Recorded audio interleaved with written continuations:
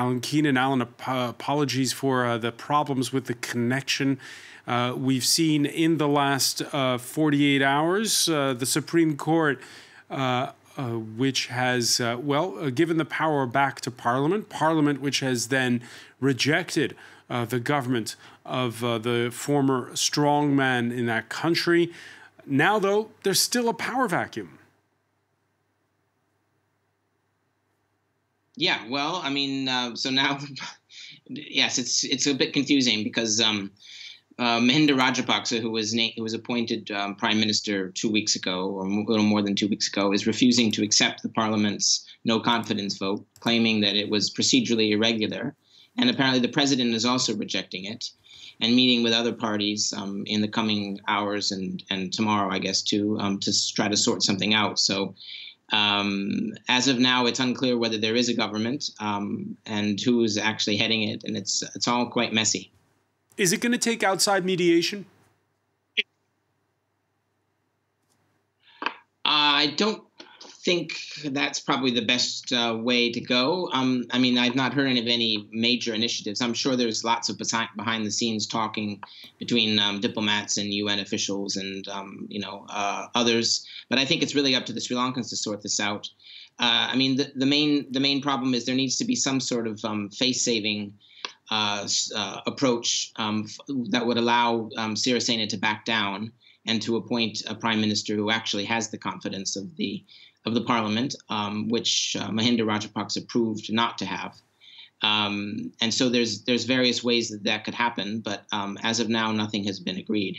Well, would that not mean just basically reinstalling the Prime Minister, Ranil Wickremesinghe, who had the support of a majority of lawmakers?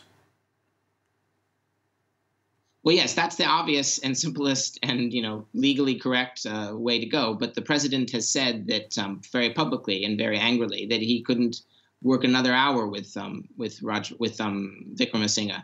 So he's laid down a very strong line that he thinks Wickremesinghe has disrespected him, has cut him out of important policy decisions.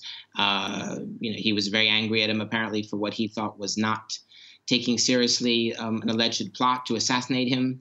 So Sirisena has drawn the line that he refuses to deal with Wickremesinghe. Now, of course, he could go back on that. That would solve the problem. But whether he will, as a politician, be able to do that. So one option would be for Wickremesinghe to sort of play the elder statesman role and say, okay, fine, if not me, then someone else from my party, for him to withdraw.